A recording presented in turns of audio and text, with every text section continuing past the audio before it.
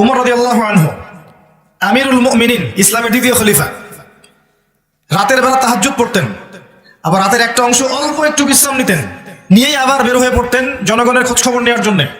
দেখছেন যে এক মা চুলার উপরে হাঁড়ি বসিয়ে রেখেছে, হাঁড়িতে কিছু নাই, বাচ্চাটা কাঁদছে। গল্পটা জানেন না? এটা প্রসিদ্ধ গল্প, কিন্তু প্রসিদ্ধ কাহিনী, বিভিন্ন কিতাবে এসেছে। তো তিনি গিয়ে জিজ্ঞাসা করলেন, কি সমস্যা, বাচ্চা কাঁদছে কেন, খাবার কোথায়? তো এই মহিলা বলছে, ওয়াল্লাহি হাযা বাইনি ওয়া বাইনা উমর, আল্লাহর কসম করে বলছি এই অবস্থাটা আমার ওমরের আর আল্লাহর মাঝখানের ব্যাপার।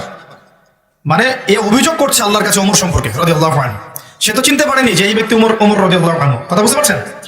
আচ্ছা, এবার ওমর রাদিয়াল্লাহু আনহু একটু ভয় পেয়ে গেলেন, মানে বিচলিত হয়ে পড়লেন যে আমার ব্যাপারে আল্লাহর কাছে দাবি রাখলে তো সমস্যা না। তিনি এমন মানুষ ছিলেন যিনি বলেছিলেন যে ইরাকের ফোরাত নদীর কিনারায় যদি কোনো ছাগলের বাচ্চা না খেয়ে মারা যায়, আমি ভয় পাই যে আল্লাহ পাক সেজন্য আমাকে জবাবদিহি করতে পারেন।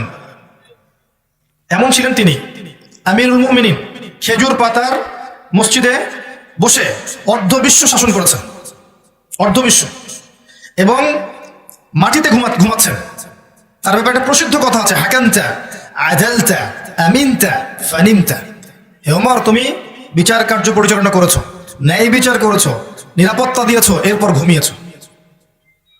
তারপর তিনি কি করলেন? বললেন, ইয়া আমাতাল্লাহ, হে আল্লাহর বান্দি, একটু অপেক্ষা করো, আমি আসছি। তিনি চলে গেলেন মদিনায়, গিয়ে ওই যে রিলিফ দেয় না, রিলিফ ত্রাণ রাষ্ট্রীয় কোষাগার থেকে, সেখান থেকে একটা বড় বস্তা খাদ্য, জব বা গম এই টাইপের নিজের কাঁধে ওঠালেন।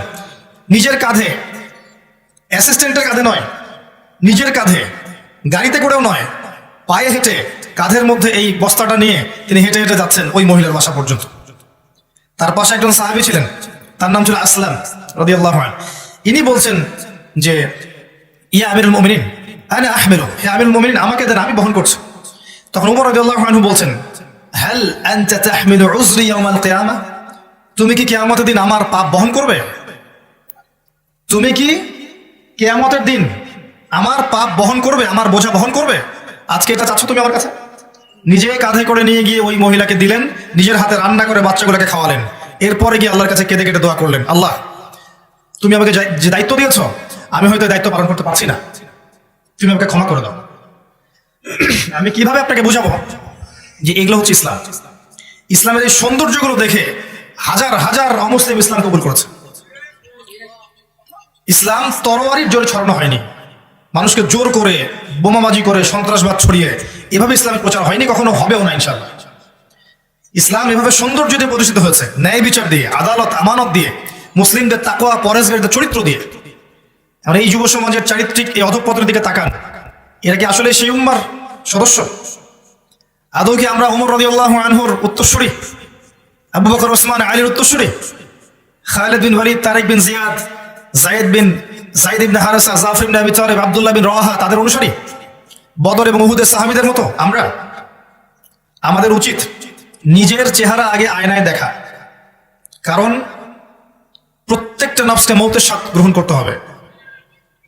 ফাইন্নামা তুওয়াফাউনা উজুরাকুম ইয়াওমাল কিয়ামা, এরপর কিয়ামতের মাঠে তোমাদেরকে পূর্ণ প্রতিদান দেয়া হবে। ফামান যুহজিহা আনিন নার ওয়া উদখিলাল জান্নাতা ফাকাদ ফাজ, ওই দিন যাকে জাহান্নাম থেকে বাঁচানো হবে এবং জান্নাতে প্রবেশ করানো হবে, একমাত্র সে ব্যক্তি সফল, আর কেউ সফল নয়। তাই আমি যুব সমাজকে আমার হৃদয়ের অন্তঃস্থল থেকে অনুরোধ করব, এই যে সময় নষ্ট করা, অহেতুক পড়াশোনায় ফাঁকি দেওয়া, আপনার ইসলামের বেসিক জিনিসগুলো না শেখা, কোরআন হাদিস না পড়া, রোজা না রাখা, নামাজ না পড়া, কোরআন তেলাওয়াত না করা, আল্লাহর জিকির আজগার না করা, সারাটা দিন এই যে ফেসবুকিং, ইউটিউবিং, আপনার পাবজি, আপনার টিকটক, এই যে আপনার আগে কি আছে, এই যে পর্নোগ্রাফি, আপনার অশ্লীল সাইটগুলোকে ভিজিট করা, মেয়েদের সাথে চ্যাটিং করা, গার্লফ্রেন্ডের সাথে ডেটিংয়ে যাওয়া, জিনা করা, মাদক দ্রব্য সেবন করা, এই যে পশ্চিমাদের নোংরা সংস্কৃতিতে অভ্যস্ত হয়ে গেছেন, আল্লাহর ওয়াস্তে এখান থেকে তওবা করে ফিরে আসেন। আপনার জন্য দুইটা সুসংবাদ। একটা হচ্ছে, নবী সাল্লাল্লাহু আলাইহি ওয়াসাল্লাম বলেছেন, কিয়ামতের মাঠে আল্লাহ পাক 7 শ্রেণীর মানুষকে আল্লাহর আরশের ছায়ায় ছায়া দিবেন, যেদিন ওই ছায়া ছাড়া অন্য কোনো ছায়া থাকবে না। তার মধ্যে এক শ্রেণী হচ্ছে যে যুবক সমাজ বা যুবক শ্রেণী, যুবতীও পড়বে এর মধ্যে, যারা তাদের যৌবনকালটাকে আল্লাহর রাস্তায় বিলিয়ে দিয়েছে। মনে রাখবেন, বার্ধক্যে গেলে মৌতের ফিকির সবার হয়।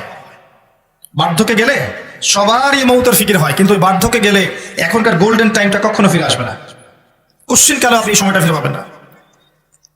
আরেকটা হচ্ছে যে আল্লাহ পাক সেই যুবককে দেখে বিস্মিত বোধ করেন, যেই যুবক তার প্রবৃত্তির চাহিদাকে দমন করেছে এবং যৌবনকালটাকে আল্লাহর পথে দিয়ে দিয়েছে।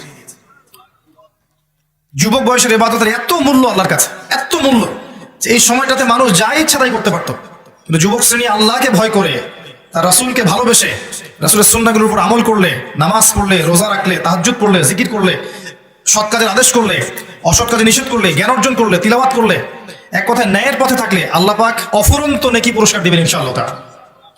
আর মনে রাখবেন প্রিয় ভাইরা, দুনিয়ার জীবনে আমরা যাদেরকে নিয়ে বসবাস করি আর কি, প্রকৃত অর্থে তারা আমাদের আপন নন। আমাদের প্রকৃত আপন সত্তা হচ্ছেন আল্লাহ রাব্বুল আলামিন। আল্লাহর চেয়ে আপন আপনার কেউ নেই পৃথিবীতে। তো সেই আল্লাহকে আপন করে নেন, আপনি বুদ্ধিমান। আল্লাহকে বাদ দিয়ে অন্য সব কিছুকে আপন করে নেবেন, আপনার মৌতের পরে আপনাকে এরা ভুলে যাবে। আপনার মৃত্যুর পরে এরা আপনাকে খুব বেশি দিন মনে রাখবে বলে মনে হয় না, রাখলেও বছরে বছরে একদিন। কিন্তু আল্লাহ রাব্বুল আলামিন একটা মুহূর্ত আপনাকে ভুলে থাকবেন না। একটা হাদিস মনে পড়লো যে আল্লাহ পাকের কাছে 100টা রহমত আছে, মানে 100 ভাগ রহমত আছে, দয়া আছে, ভালোবাসা আছে। তার মধ্যে 1 ভাগ তিনি সৃষ্টি জগতের মধ্যে দিয়েছেন। ওই যে গাভী তার বাচ্চাকে চেটে পরিষ্কার করে না, কুকুর তার বাচ্চাকে দুধ খাওয়ায় না, ওই 1 ভাগ রহমতের জন্য, 1 ভাগ দয়ার কারণে। বাকি 99 ভাগ রহমত আল্লাহ পাক তার নিজের কাছে রেখেছেন, যেটা দিয়ে তিনি কিয়ামতের মাঠে বান্দার প্রতি রহম করবেন। আমরা আল্লাহর রহমত পাবো ইনশাআল্লাহ। প্রয়োজন হচ্ছে তওবা করে ফিরে আসা। পাপ হবেই ভাই, জীবনে চলতে গেলে পাপ হবেই, উঠতে বসতে চলতে ফিরতে পাপ হতেই থাকবে, কিন্তু তওবাও হতে থাকবে ইনশাআল্লাহ। যত পাপ তত তওবা, যত পাপ তত তওবা।